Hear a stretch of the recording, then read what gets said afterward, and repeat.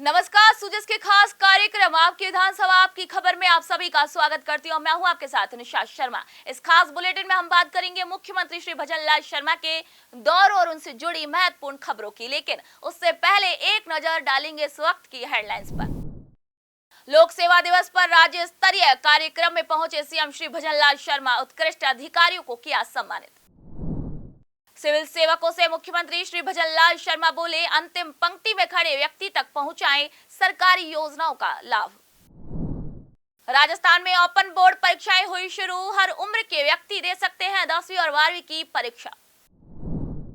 श्री भजनलाल शर्मा ने मलसीसर डैम का किया निरीक्षण, अधिकारियों को दिए जरूरी दिशा निर्देश। चलिए अब खबरों पर बात कर लेते हैं विस्तार से। मुख्यमंत्री श्री भजनलाल शर्मा ने सोमवार को झालाना डूंगरी स्थित हरीश चंद्र माथुर राज्य लोक प्रशासन संस्थान में लोक सेवा दिवस पर आयोजित कार्यक्रम को संबोधित किया। मुख्यमंत्री श्री भजनलाल शर्मा ने इसी दौरान प्रदेश में सुशासन के तहत किए गए नवाचारों, उत्कृष्ट कार्यों, संपर्क पोर्टल पर लोक शिकायतों के निस्तारण के लिए विभिन्न अधिकारियों को मुख्यमंत्री उत्कृष्टता पुरस्कार और राजस्थान संपर्क पोर्टल पुरस्कार से सम्मानित किया। उन्होंने बताया कि राजस्थान संपर्क पोर्टल के माध्यम से 1.5 करोड़ रुपए से अधिक शिकायतों का निस्तारण किया जा चुका है।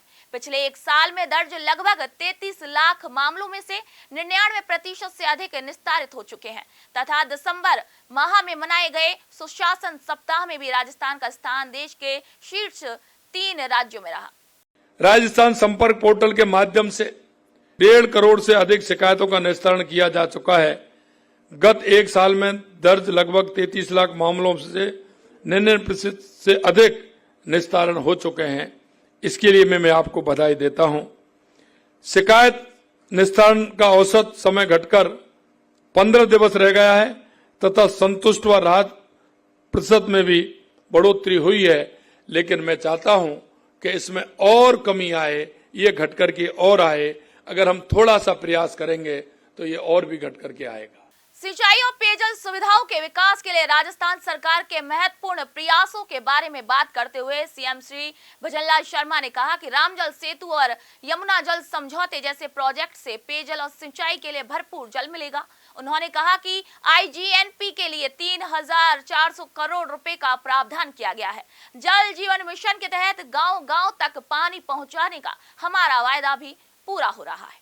चाहे राम जल सेतु, यमुना जल समझौता हो, प्रोजेक्टों को गति मिली है ताकि पेयजल सिंचाई के लिए भरपूर जल मिल सके। चाहे हमारी इंदिरा गांधी नहर हो, उसके लिए 34 करोड़ रुपए का बजट दिया है, उसका काम भी हो रहा है। तो वहां हमारे बहुत सारे जिलों को, हनुमानगढ़, गंगानगर, बीकानेर, नागौर, जैसलमेर, फलौदी, बाड़मेर तक उसका पानी का लाभ उसको भी मिलेगा। जल जीवन मिशन के अंदर वर्षों से अटके पड़े काम को तेज पूरा किया गया। करोड़ रुपए के कार्य संपन्न हुए, जिससे गांव-गांव तक पानी पहुंचने का काम हो रहा है। और जो 5 साल में जिस तरह से उसकी गति हुई थी जेजेएम की, उसको सुधार करके आगे हम कैसे बढ़ सकते हैं, इसमें भी हम काम कर रहे हैं। सिर्फ पानी नहीं, हम प्रदेश की सड़क संरचना को भी सुदृढ़ कर रहे हैं। गांव में अटल पथ, 9 ग्रीन फील्ड हमने लिए हैं। रिंग रोड, ब्रिज निर्माण में ऐसा नेटवर्क तैयार कर रहे हैं जो लोगों की जिंदगी आसान बनाए और व्यापार, पर्यटन और कृषि को नई ऊर्जा देगा। इन सभी प्रयासों का उद्देश्य है कि राजस्थान की तस्वीर और तकदीर बदलना है। मुख्यमंत्री श्री भजनलाल शर्मा चूरू में जनसभा को संबोधित करने के बाद झुंझुनू के मलसीसर पहुंचे। यहां मुख्यमंत्री का जनप्रतिनिधियों के नेतृत्व में आम जनता ने भव्य स्वागत किया। इसी दौरान सीएम श्री शर्मा ने मलसीसर डैम का निरीक्षण किया और डैम से संबंधित अधिकारियों को आवश्यक दिशा निर्देश दिए। जो संकल्प पत्र में जो हमने आपसे वायदा किया, उसको एक एक वायदे को पूरा करेंगे। आपने देखा हमारे जो किसानों के बेटे हैं, क्योंकि प्रधानमंत्री जी का शेखावाटी से बहुत लगाव है। जब मैं उनसे मिलने गया तो उन्होंने कहा, ये शेखावाटी के वो लोग हैं, यहाँ का किसान धरती का सीना चीर करके अन्न उगाता है और मेरे वो किसान का जवान देश की सीमाओं पर सुरक्षा करता है। सबसे ज्यादा सैनिक भाई हैं तो मेरे शेखावाटी के अंदर हैं। इसलिए मैं कहना चाहता हूं, ऐसे लोगों के सपनों को अगर कोई तोड़ेगा तो उसको कितना पाप लगेगा, ये आप मुझे बता दीजिए। हमारे देश के यशस्वी प्रधानमंत्री नरेंद्र मोदी जी ने गरीब कल्याण की योजनाओं का, क्योंकि 2014 के बाद का परसेप्शन आपने देखा है, क्योंकि राजनीतिक दलों और राजनेताओं को बदलने के लिए हमारे देश के यशस्वी प्रधानमंत्री नरेंद्र मोदी जी ने मजबूर कर दिया है। मजबूर इसलिए कर दिया कि चाहे हमारे गरीब कल्याण की योजनाएं हो, चाहे हमारे विकास की योजनाएं हो, देश में आतंकवाद नक्सलवाद का खात्मा हो, या दुनिया में बढ़ता हुआ भारत का गौरव हो, ये अगर किया है तो देश के यशस्वी प्रधानमंत्री नरेंद्र मोदी जी ने किया है। बाल विवाह के खिलाफ जागरूकता फैलाने के लिए डीग शहर में महिला एवं बाल विकास विभाग द्वारा एक रैली का आयोजन किया गया। ये रैली डीग शहर के प्रमुख मार्गों से होते हुए निकाली गई, जिसमें लोगों को बाल विवाह के दुष्परिणामों के बारे में जागरूक किया गया। महिला एवं बाल विकास विभाग की उपनिदेशक श्रीमती अर्चना पिप्पल ने बताया कि बाल विवाह कानूनी अपराध है और ये बच्चों के भविष्य को नष्ट कर देता है। इस रैली का उद्देश्य लोगों को इस अपराध के बारे में जानकारी देना और उन्हें इसके खिलाफ कदम उठाने के लिए प्रेरित करना था। अक्षय तृतीया में बाल विवाह होने की ज़्यादा संभावना है, इसलिए जिला प्रशासन की तरफ से हमें आदेशित किया गया है कि बाल विवाह से संबंधित प्रचार प्रसार किया जाए और रैली के माध्यम से सभी को जानकारी जागरूक किया जाए और बताया जाए कि बाल विवाह जरूरी नहीं है, क्योंकि बाल विवाह से बच्चों के शारीरिक विकास में परेशानियाँ हो सकती है। राजस्थान सरकार ने ओपन बोर्ड परीक्षा की शुरुआत की है, जो हर उम्र के व्यक्तियों के लिए खुली है।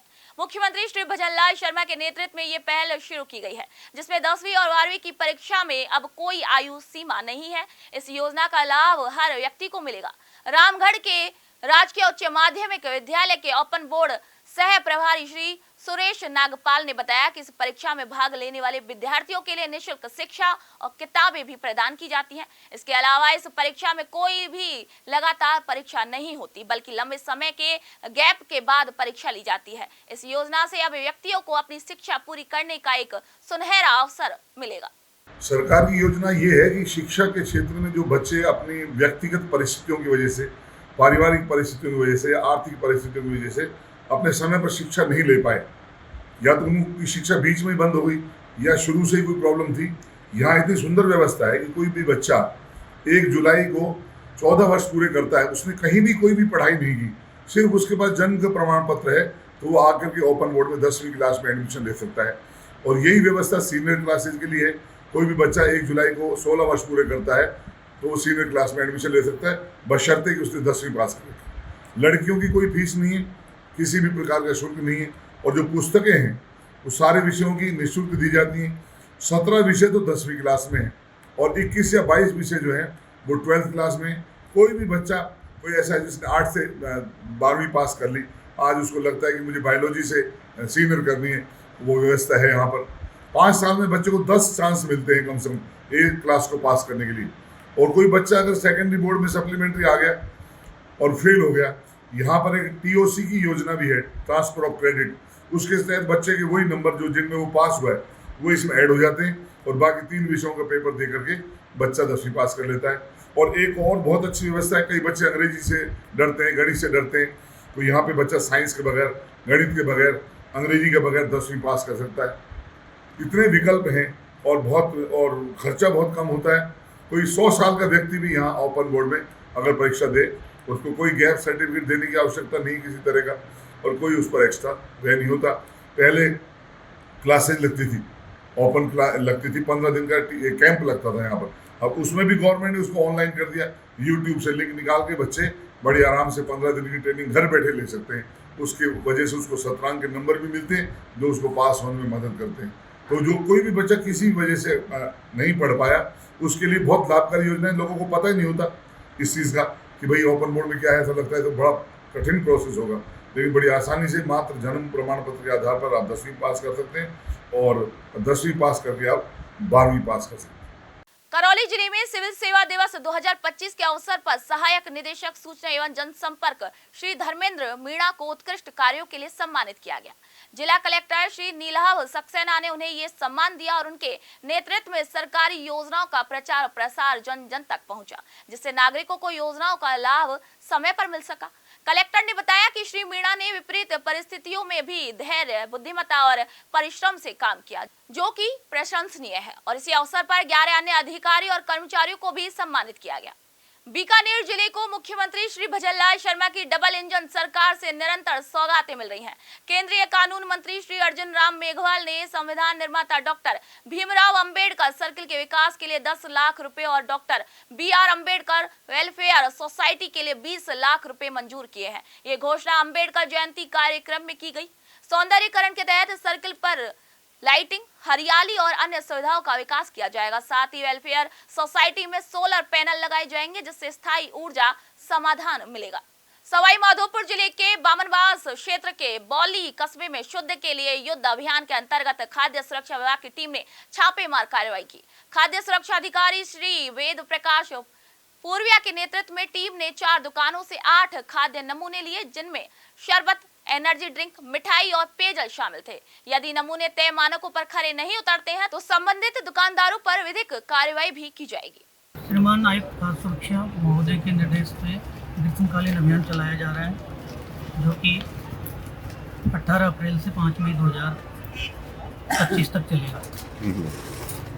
इसी अभियान के अंतर्गत आज हम बौली कस्बे में आए हैं और हमने अब तक 4 फर्मों से नमूनीकरण किया है। कितने सैंपल है? हमने लगभग 8 सैंपल लिए हैं, जिसमें शरबत का सैंपल लिया है, एनर्जी ड्रिंक का सैंपल लिया है, पैकेजिंग ड्रिंकिंग वाटर का सैंपल लिया है, मैंगो फ्रूट ड्रिंक का सैंपल लिया है, अभी मिठाई का सैंपल लिया है। इन्हें हम जांच के लिए भिजवाएंगे। आगे जो जांच रिपोर्ट आएगी उसके अनुसार हम आगे कार्रवाई करेंगे। जयपुर में आयोजित लोक सेवा दिवस 2025 के कार्यक्रम में राजस्थान के मुख्यमंत्री श्री भजनलाल शर्मा ने उदयपुर की संभागीय आयुक्त प्रज्ञा केवल रमानी को सम्मानित किया। उन्हें ये सम्मान आदिवासी क्षेत्रों में लेक्रॉस खेल को बढ़ावा देने हेतु दिया गया। संभागीय आयुक्त के प्रयासों से आदिवासी युवाओं को इस खेल से जोड़ा गया, जिससे कई खिलाड़ियों ने राष्ट्रीय और अंतर्राष्ट्रीय स्तर पर पहचान बनाई। कार्यक्रम का सीधा प्रसारण उदयपुर जिला परिषद सभागार में LED स्क्रीन के माध्यम से किया गया, जिसे जिले के विभिन्न विभागों के अधिकारी गणों ने देखा। तो आपकी विधानसभा आपकी खबरों में फिलहाल के लिए इतना ही। फिर आप सभी से मुलाकात होगी, तो तब तक के लिए नमस्कार।